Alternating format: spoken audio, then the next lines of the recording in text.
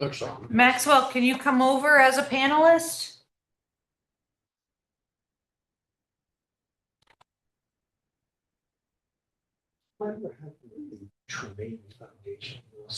Maxwell, can you hear me? I still arguing.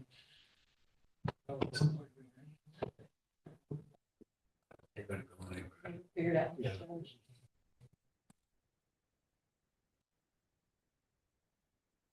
I'm gonna leave you with permission to talk, Maxwell. Yes. Who Two against us, one against the Tremaine. Or no, one by the Tremaine.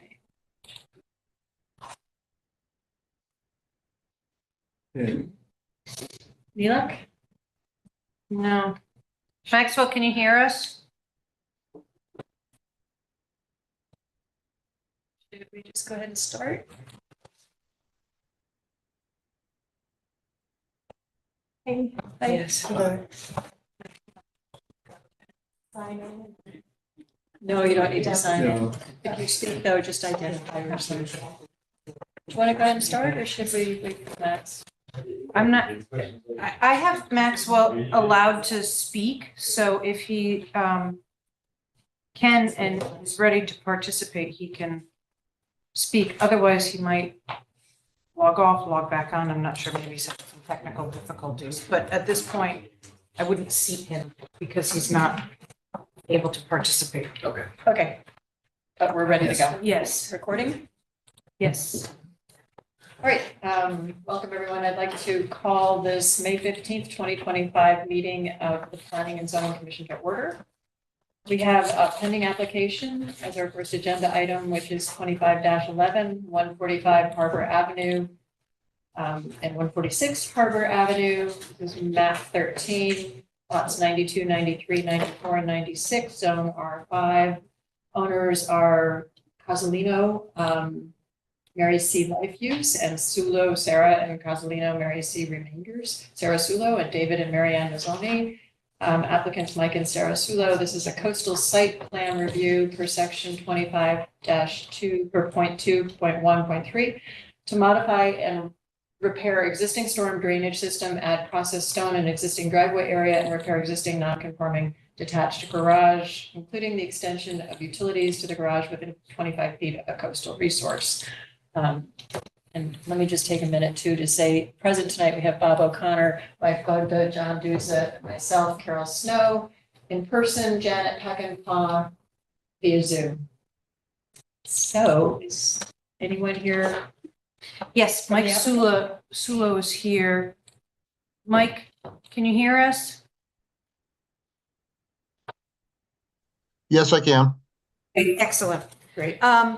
Mike, I'm happy to pull the plans up if you want to briefly walk the commission through what the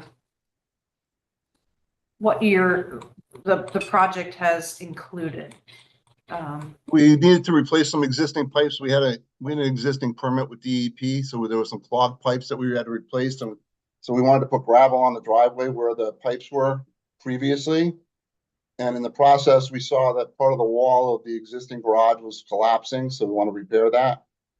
And there was an existing feed out to the existing garage that was hasn't been used in years. It was no good, so we wanted to replace that and add a water line out there so we can wash our car. So would that be the shed that we're seeing on the plan? Yes. Yes. That's the non-conforming garage. Right. And that's this, oh, sorry, I could scroll down here. This is the vicinity.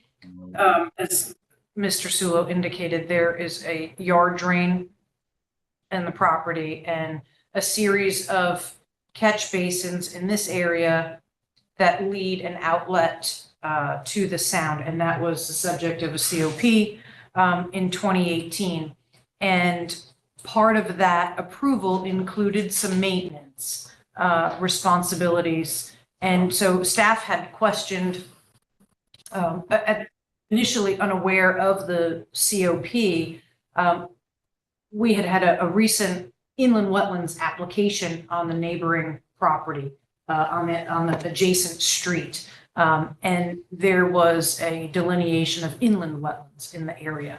And so Maria first approached this from an inland wetlands perspective for the site work and modifications to the garage without permits. And then in consultation with the Sulos and Kevin Zavoy, who's the enforcement officer for DEP, he confirmed again, and this T will confirm that these were identified as tidal wetlands for the state permits. And there was a swale area here along this northern property line that basically led stormwater to this yard drain.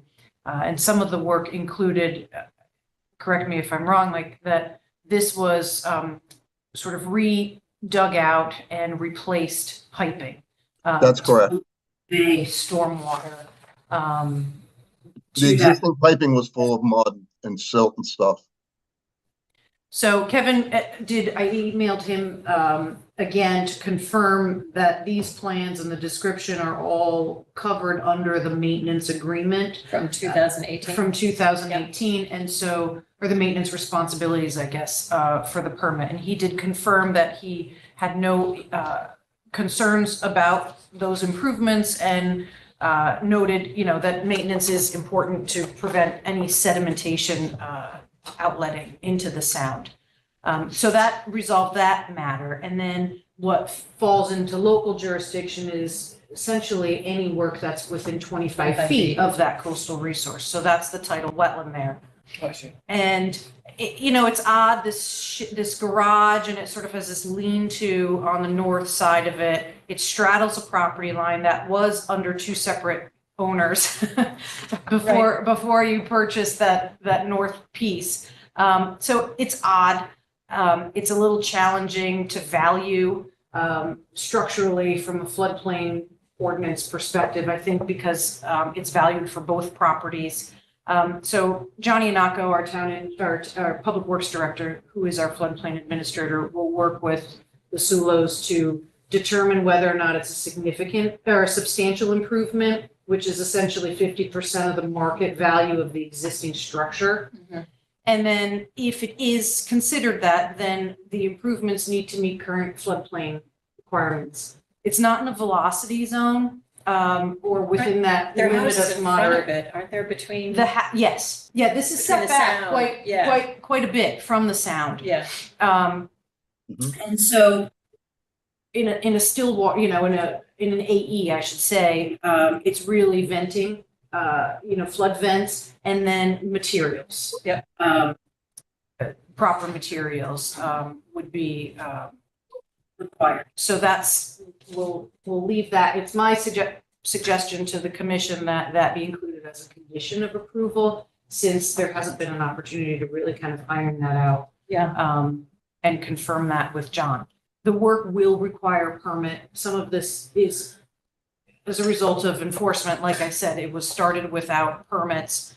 So that electrical line, that water service to the garage, that's included, as well as the replacement. There's new footings along the north side and support beams. The roof is existing. I don't know, are you planning to replace that roof? You're gonna leave everything? Well, we plan on leaving that roof. So it's fairly small amount of work, but the value, I think, of the structure is pretty low. the shed. Yeah, I garage. mean, it was really kind of falling apart. Yeah. It looks a lot better with new siding on it, but it was not in great shape. So yeah, pretty simple. There's, the garage itself, there's no coastal impacts as long as they're staying outside of that tidal wetland Mhm. limit, which they have been. And again, for the stormwater, it's maintenance to improve the quality of stormwater coming off. Right, and into follow the the sound. recommendations of DEP. And it assists in some flood management, which was really the real reason for this in the first place. And was the swale, it was a freshwater swale that's just there in the spring? Or is No, it No. was truly like a trench, kind of just dug out to direct Oh. stormwater to this yard drain. I see. Okay. Any other Any questions? questions? Anybody? Not for me. or comments? Janet? No? It's clear. Well, thank you for complying and doing all this. It seems like it should be so simple, but it's not. So there are no further questions or comments. Could we have a motion? We have staff comments and we have a draft motion. I can share that if it's. Janet, do you want to read for us? It's not too long. Yeah, I will. Do we need a motion first or no? You want me to make a motion? Motion, you Yes. can make that. I'm sorry. The following draft resolution is offered.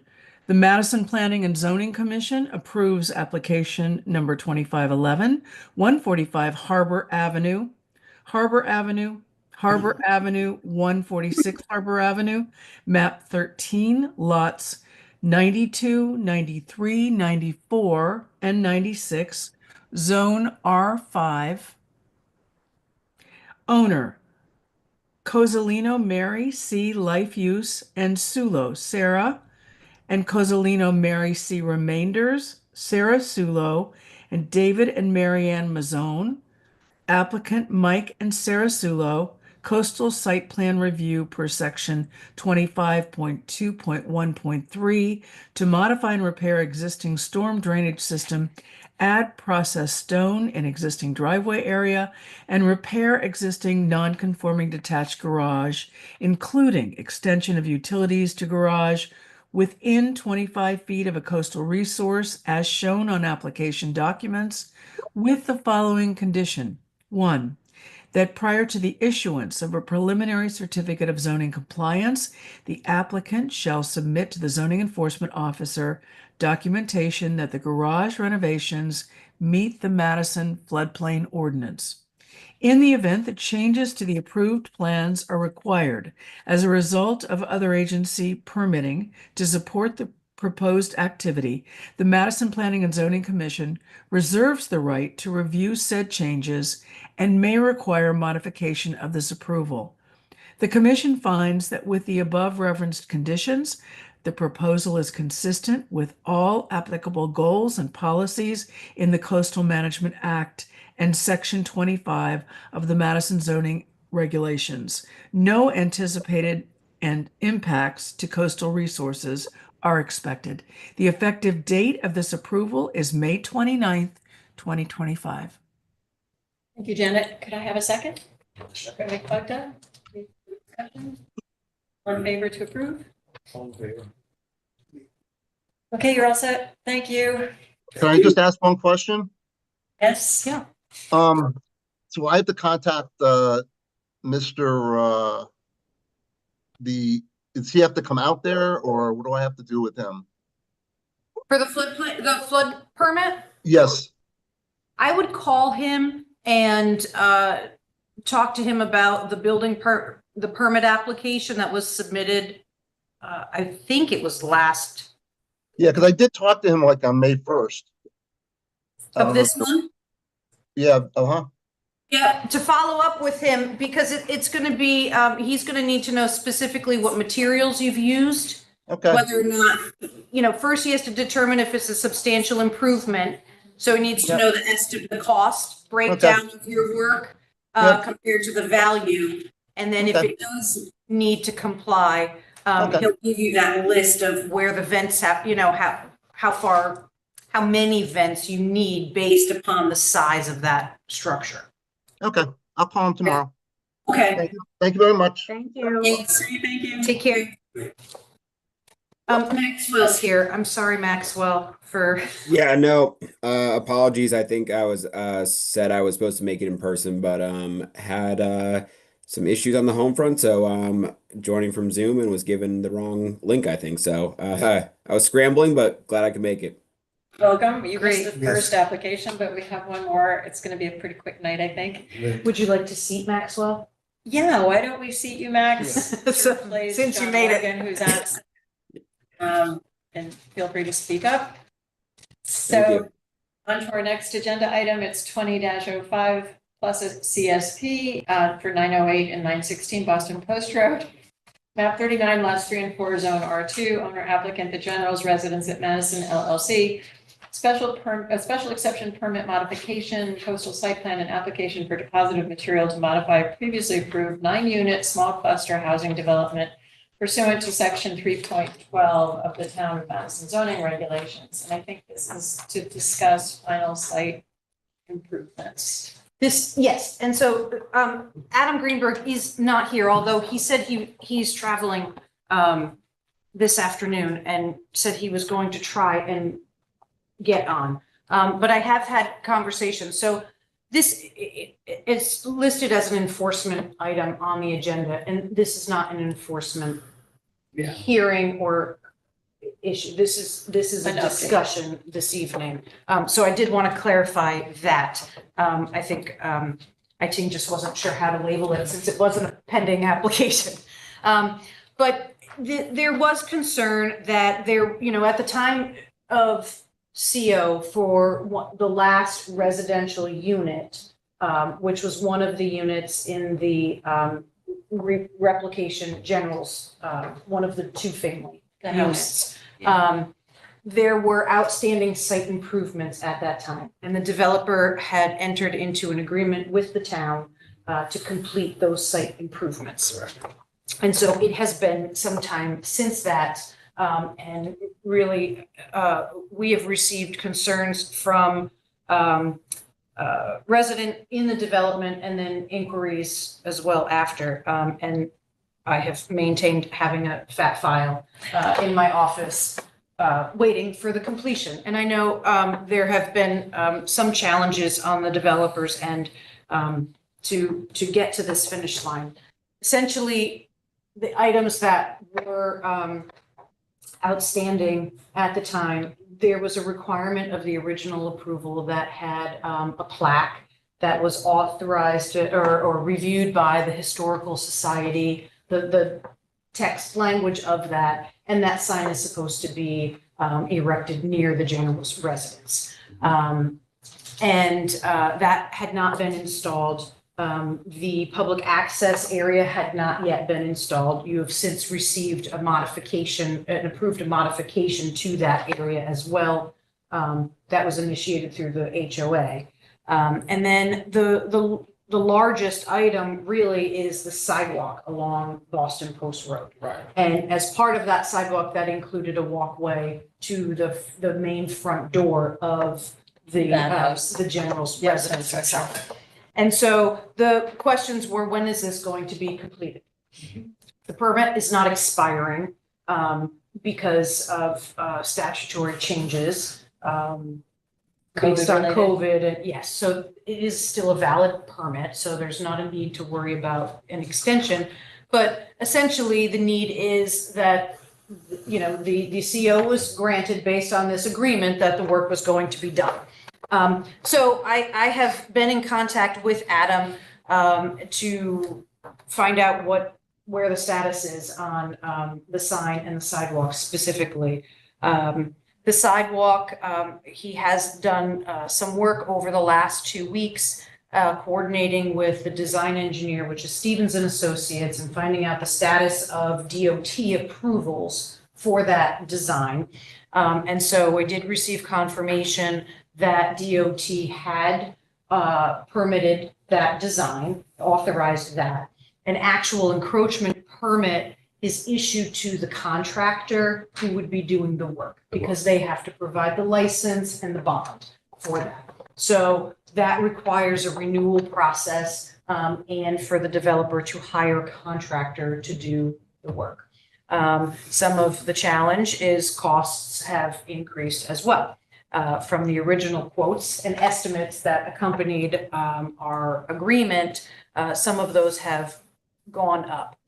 But Adam has left me a message and indicated that J&L Concrete will be doing the work. They are in the process of getting that encroachment permit from DOT with the bond. And that should be initiated next week. And the sidewalk can construct after that. You will see Stevens and Associates will be out there staking the sidewalk location for the contractor next week.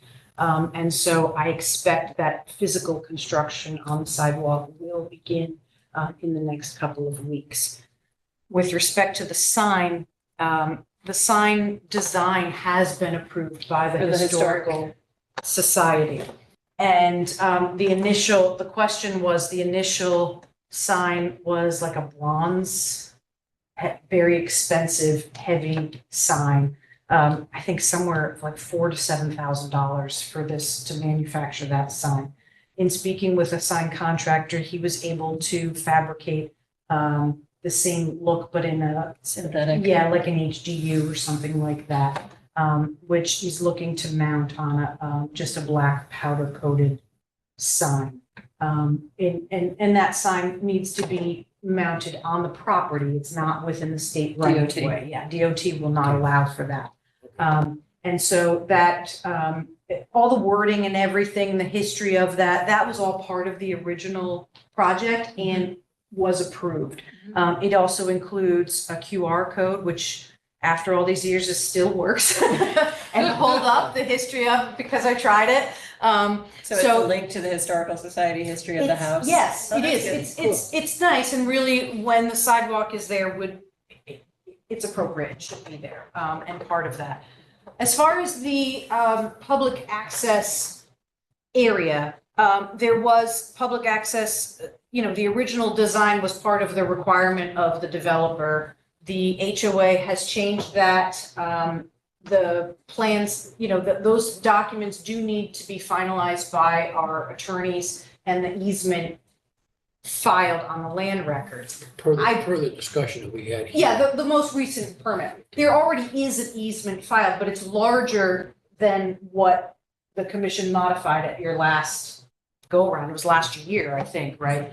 And so off the top of my head, I think the sign area and the plantings are within the existing easement now. So there's really nothing to stop that from being Going in. installed. It would be my recommendation for the developer to deal directly with the HOA as far as how that's happening. Because that's been modified and who is installing that. And I think I know you're representing the HOA this evening.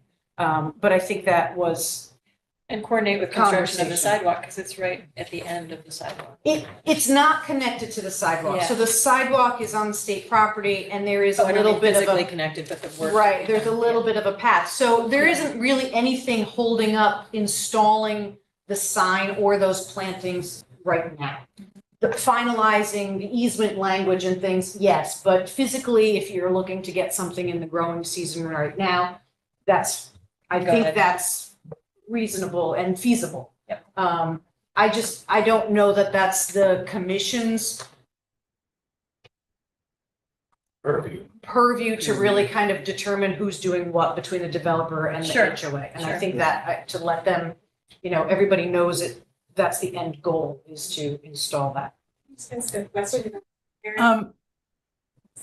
Aaron, oh, sorry. Yeah. I guess I know we don't, who does, I know you're the enforcer, right? I mean, how do we know when we improve these things? Whatever it is, but this is a great example, that if a developer leaves and goes on to their next project, how do we know that these projects get finished? Who does that go to? I mean, is it always between the developer and if there's an HOA or whatever? Do we have any say in that at all? Because it's kind of sad that, you feel like you're working so hard, these people spend so much money trying to get something through, and then they get it through, and then nothing happens. And possibly because the developer goes on to another project, which has happened in this case. Are you talking about the modified public access? I'm talking about the sidewalk being Well, the done. sidewalk was part of the original approval by this commission Right. as public access. That was quite a while ago, and there's still no sidewalk. And yet the HOA has been clearing and been spending money to do all these other things. I guess that's what I'm asking. I mean, who's, Well, the HOA is following their responsibilities. The property has transferred over to the HOA. One of the problems is that, this situation, I was not here from the beginning of this project, so some of the process has been inherited here. sure. Where there have been COs issued for homes and the project had not been completed. So there's really nothing to hold over the developer's head to complete the project, and it makes it hard from an enforcement perspective, right? So, which is the reason why the commission or staff on behalf of the commission required this agreement and guarantee by the developer at the time of the final CO. That is the only time that the commission can take a financial guarantee and be able to pull a bond for completion of improvements. It's really at that time of looking for a CO. We can hold sedimentation and erosion control bonds throughout a project, but we can't legally hold performance bonds Right. to ensure that a project is completed. Mm.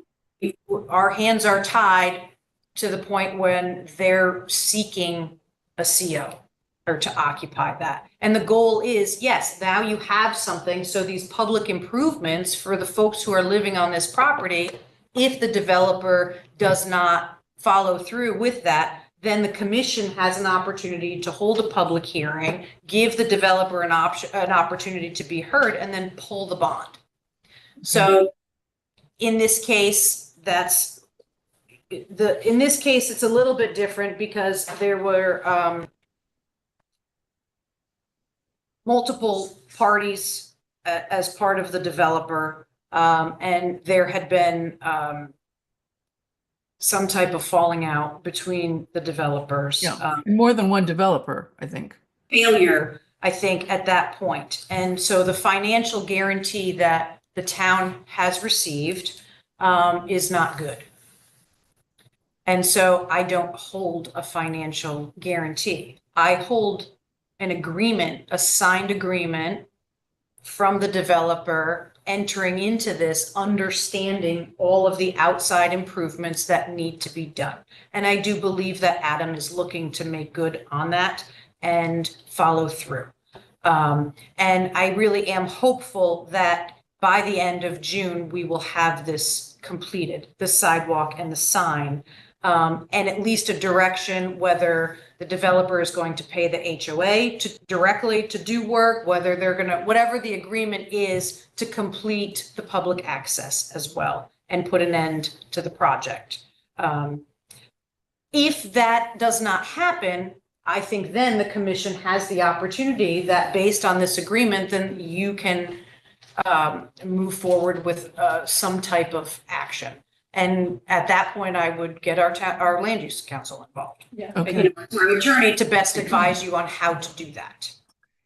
Thank you. I just didn't know. Your legal recourse. Usually it doesn't get to that point where you give the developer essentially everything they want and you have nothing to hold over them to get the project done.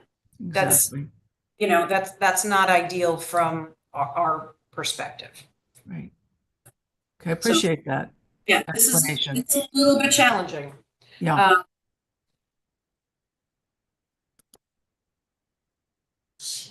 I just have a question. Could you identify Yeah, yourself for the sure. record for I'm Amy Tier? Macy. I'm Amy Macy. I'm a homeowner at the General's residence, and I was the first president of the HOA. And I was the first one that met with Aaron and was involved with Adam developers as the developers turned the HOA over to, or turned the General's residence over to homeowners. But on October 3rd in 2022, Aaron, you and I met with Adam. We had a meeting, and at that meeting, and these are in our, I have a letter, but this is also in our HOA homeowners meeting minutes. And you said to Adam, you listed items that first you listed items that we had to do, the HOA, remember? And then you listed items that developers, here's Aaron then listed, this is directly from our minutes. Aaron then listed items the developers must complete in order to receive the final certificate of occupancy from the town. And that was to complete the sidewalk and these items. At that meeting, we also told Adam that he had to bond for the sidewalk and the viewing area. And as I recall, it was $50,000 for the sidewalk. And we discussed these figures also when we were discussing the viewing area, you may recall. And it was $8,500 for the viewing area. So our concern as an HOA is really, at the end of the day, that we're going to be left with a requirement that was put in place when these plans were approved As as a condition, and then we are going to be the ones who end up having to put put out a huge amount of money in order to complete these items that haven't been done. We have also been meeting with Adam, and I adore Adam, and I do believe his intentions are nothing but the best, and I really sympathize with all that he's been through with his partners. It is complicated for him, I know that. But we have been given date after date after date, and we can go back through all of our meeting minutes and share with anyone who's interested. All the times we've been told it's going to be put in next month, it's going to be put in this month. We had agreed on in terms of the sign years ago now at this point. So I think our concern really is, number one, we want to have it completed. We want to have it completed, the way the town had approved it and the way homeowners obviously thought that it was going to be completed. I'm very uncomfortable, I have to say, with this idea that we are just going to, work through it with the developers, who's going to pay for what. The responsibility was that the developers are responsible. I don't have contractors. We don't have contractors to, do this work, unfortunately. So What specifically are you the referring sidewalk to? and the viewing area and This- the walkway so to the general. The sidewalk and the viewing area are included in the developer's agreement. The agreement between the Planning and Zoning Commission is not with the HOA, it is with the developer. Right. However, the HOA has changed, modified that plan. And so I think there is some responsibility for the HOA to communicate with the developer if you're expecting him to do a different Absolutely. plan. Yeah. And so I And don't not pay think for it. the Planning and Zoning Commission needs to kind of micromanage that, how that works out. The planting, the purchasing of your educational signage and that planting and getting the easement revised and that language in the For the part revised that was coastal. changed, is that what you're saying? Yes. The viewing area. There- Yeah, absolutely. So But that the sign doesn't change. The sign was, the language in The sign was approved. is the historic sign. Right. The HOA proposed educational signage in the For the public viewpoint, viewing area. Yes. Yeah, So yeah. that's And what that I was meant by already that approved, right. sign. But we So can't put any of that in place until the developers put the sidewalk and the viewing area in. the sidewalk is not, the viewing area is not contingent on the sidewalk. But They're not Adam's attached. supposed to do You can plant them on your property. But the developer is supposed to do that. That's the question. The developer was responsible for implementing the viewing area that was approved Right. on the plan set here. The HOA came back and modified that after the fact. So how that works out with the developer, you have to have that conversation with him. Well, I thought, correct me if I'm wrong, it was my understanding that because there was money that the developers were supposed to put in a bond for the viewing area, that at the very least, that money would be available to put toward the viewing area. That's a discussion between you and Right, that had nothing to do with us. Okay, the but where's town that holds money? no money. That's what I'm telling you. The financial guarantee, Why didn't that happen? it did happen. There's no money in the account to take. So there's no way physically for a commission to pull a bond because the money is not there. There is a legal agreement. The developer has entered into an agreement, wrote a check to place at the time of issuing the CO, checking the boxes of identifying those outstanding items, and I have those, and the value of the bond was almost $60,000. That's what we're wondering, so I don't. The check was Was it no cash? good. There was no money in the account to cover the check.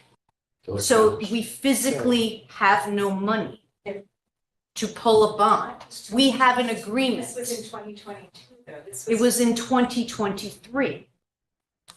February of 2023 Okay. is What when you received. the developer has entered into an agreement indicating they will complete this money. Gave a financial guarantee to support that agreement that the town could pull if he did not uphold his end of the bargain. So There's- I there's understand no- that, so that's obviously a big But But I guess my. there is an agreement. Right. So the developer did enter into that agreement with the commission and is at this point trying to tell the commission that, yes, he has had multiple delays and anticipates that this work will be completed in the next month. So, and that'd be great, obviously, that's, we have our If- fingers yeah. crossed, and that would be wonderful. One question, Aaron, when he said, that the plan, When this was the issued, design, is it the same design that was on the plan that was approved by the town? Is that because, or is it a in smaller twenty sidewalk? twenty-three, the public access easement is the No, no, one no, that not was on easement. the, I'm talking about the sidewalk.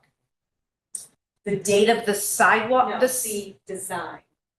The design of the sidewalk. Is It's it the same one you saw at the time that you came in to modify the public access So it easement. extends from It's a plan and Yeah. profile. Right. No, so the site plan showed where sidewalk would be. And then Stevens and Associates developed a plan and profile, actual engineered drawings for the specific sidewalk. And it says DOT review. Could we So get that a was, copy of that? I believe you had that as part of that. That was included in the documents. That process of when the HOA came and modified The viewing. the viewing area. process. But yes, you can absolutely get a copy of the plan and profile Yeah, that would be great. drawing. It's from Stevens and Associates. Yeah, So, just, yeah, my only question is, does it still run from East Wharf all the way down? same location. Yeah. It's just the detail of how to construct it. Gotcha. It is the same. It stops at that concrete Yeah. pad, Thank you. that same Yeah. location. Yeah. Yes, Okay, yes. thank you. So that, I'm Gillian Bevel, I live in East Wolf as well. The one question I have, Erin, is you said I'm sorry, what's the last name? Gillian Bevel, Beddall. You said that there was no money when Adam gave you that check in January.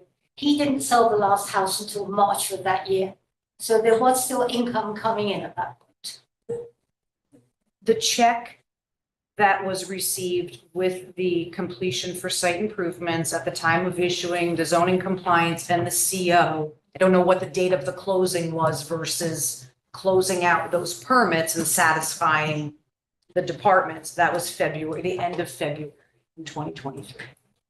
And when was the CO issued, the final CO? I don't know off the top Because of I'm my just head. wondering, why would that have been issued before all of this was completed? That's what I'm trying to explain, that when someone is looking for a CO and having outstanding site improvements, we do this for many projects, it was not done. In my opinion, it should have been done before one CO was issued on this property. That there should have been a financial guarantee and a bond posted for every outstanding improvement on that site plan. It's one property. And that was not the case. And so we had 8 COs issued, and it comes along to the last one, and I've got an HOA and a laundry list of things that are not done, and people are concerned. And so the only tool I have at that point is to require the developer to enter into an agreement that this work will be completed in a timely fashion. And if not, here's cash. The town can come and have a hearing and call the bond. It doesn't happen very often where municipalities have to call bonds, but it can happen. In this case, if the commission wants to call a bond based on these financial improvements, there's no money there. And so that would be, now you need to have legal advice as to how that happens. Is it a court action? Is it I don't know what that, we haven't gotten to that point. And I think Adam is hoping that we don't get to that point, right? And I think everybody is kind of hoping to avoid that. So that's where we are. It's, So what would you suggest? We just would really appreciate some guidance from you all as to, what, because as I say, we all want this completed. And I That's our just, purview.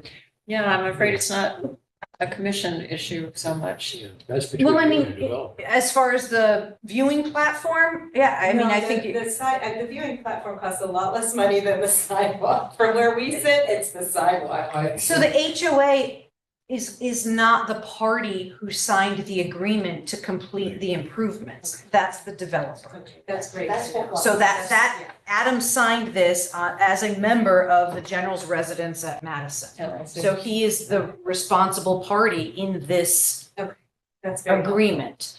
And is, my opinion is, at this point, we've had, Adam has been quite responsive over the last couple of weeks in making contact with the state for permitting and contractors and coordinating with his engineer. I'm hopeful that we will see this staked out next week and that we will see work begin in the next couple of weeks.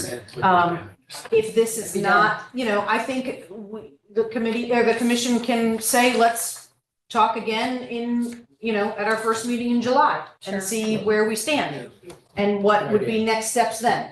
And that, that puts a little pressure on the developer, Yeah. that the commission Good idea. is aware of what's going on and is, Is you know. patient. Right, As and long that- as we can be. right, but these are improvements that are, to have a walkway to, the entrance to the unit is, I mean, there are walkways in the back. Yeah, but the from main where they one park, along But, along but that Coast Road. access to the front, yes, I think these are important improvements and you have every right to expect that they're complete. I agree. And not give, 14 years to complete them, especially that all of the COs have been issued. Yeah, Well, So, thank you all, because we just, it's I very appreciate your helpful. help. Thanks for your patience too. so think I it's told resolved. Adam that I would call him tomorrow and update him on the feedback that was Nice. received tonight. And I'll let him know that we'll put it on for the July. first meeting in July. okay. Thank you. Thank you very much. Thank you. Thank you. Good evening. Okay, next on the agenda is the approval of the minutes from May 1st, 2025. Sure. May 1st, Planning and Zoning Commission meeting members present, Reinhardt, Snow, Bogdan, Peckinpah, O'Connor, and Duza. Motion for approval. Bob, second. Michael, thank you. Any comments or discussion? Short and sweet. Yes. No comments? Yes. Oh, okay. Raquel is right on target. Vote to approve? Great, thank you. Okay. Just a few comments, maybe, Aaron, about our June 5th meeting, which is going to have a housing component to it. Oh, boy. And, Wow. but we're having it as our regular meeting here, not as any special outreach kind of forum. But we want to start discussing and presenting to the public and getting feedback from the public about some of our ideas about zoning regulation changes that might facilitate providing housing variety in Madison. So, I think it's good to keep moving forward and see what kind of response we get. There'll be a flyer. There's a Google form with a short questionnaire, which all of us Yes. should do too. So, yes, so I got some feedback today from some of the housing consultants we're working with from SCROG, to, just for simplification of some of our zoning terms and tools, right, that we're looking to get some feedback on. But as Carol said, you've spent a couple of meetings hearing from people, and a lot of what we've heard that, folks want housing options and some of the needs, but there were a lot of questions as well. And concerns. So the way I think to approach this meeting is to, let folks know that we've heard those concerns and here's what we've summarized from them. And to address some of those options, or, end goals that they're looking for, we can now start to provide some options, some tools that could be used in focus. zoning and things like that. To hear, is this something that you might be interested in learning more about? Do we need to have any focused sessions to learn about things? Do we need to learn about, what limitations from soil, as far as infrastructure or water, things like that? Do we want to hear from developers? Like, what are they looking for Yeah. in their, what do they need to kind of help us achieve our goals in the town? So, Yeah, work with them so that we're sort of in control. of right, it. so those kinds of things, I think I'm kind of thinking of some opportunities to learn, but also hearing what folks The public think, has to if say, we get yeah. initial responses of, density in certain areas that people want nothing to do with, then, okay, that's great, and helps It'll guide us. look us into different, in another area. So we'll see, we'll put some of that together, and Good. we don't have any real other regulatory business for that night, so we Here won't we have go. the round tables, but I think we'll, start to get some information out there, see what we could put on the website. Some of it's just basic facts about affordable housing and how things work. And it was good to get feedback from the consultants about using terminology that everyone can understand, because we tend to Yes. speak in zoning talk. And it's hard. Some of those tools are hard to understand, and maybe we learn that we have to have a Whole session just on dedicated. that Yeah. concept, Yeah. to understand what it means. Not just for the public, but for you too. You're the ones who are going to be starting our zoning code update, which our legal notice did run today. So officially the RFQ, the request for qualifications and proposals, is out. So we should have hopefully a good response from consultants coming back, Great. and identifying a consultant who can help us through the comprehensive update of both the zoning and the subdivision code. Yay. Cool. So, Great. Progress. yes, there's progress. Great, thank you. Janet, question? You're muted. You're muted, Janet. We can hear you. Yeah. Sorry. Can you hear me now? Yeah. Sorry. Gotcha. I was contacted by a local retailer, a downtown, Jay Horton, Joni Horton. I'm sure you all know her store. And she's right across from Chow Bella, that building that's going to be torn down for the fire department expansion. And she asked me, she said she couldn't be here tonight. She asked me, she said it's really looking unsightly, and she was asking when those buildings would be torn down to make way for the new building, because it's looking pretty bad. And so I'm just passing along what she asked me to pass along to you. That's from Joni Horton. Thanks. Yeah, Thank we can look at and see as far as if anything on the property would constitute blight. In the area, the approval was granted, right, for the demolition of the structures and the addition. There are funding limitations, I think, currently for that project. Most of the bids that came back were higher than the allocated budget. So I don't know if they will be tearing the I don't have that answer. It's owned by the hose company. So I don't know if they're moving forward to demolish those buildings now or not, but we can, Maybe. yep. Right. Okay, so I'll just tell her we're looking into it. Thank you. Thanks. Anything else? Oh, ma'am. Could I have a motion to adjourn? I will provide that motion. Magda, second. Second. John Duza. Any further discussion? All in favor?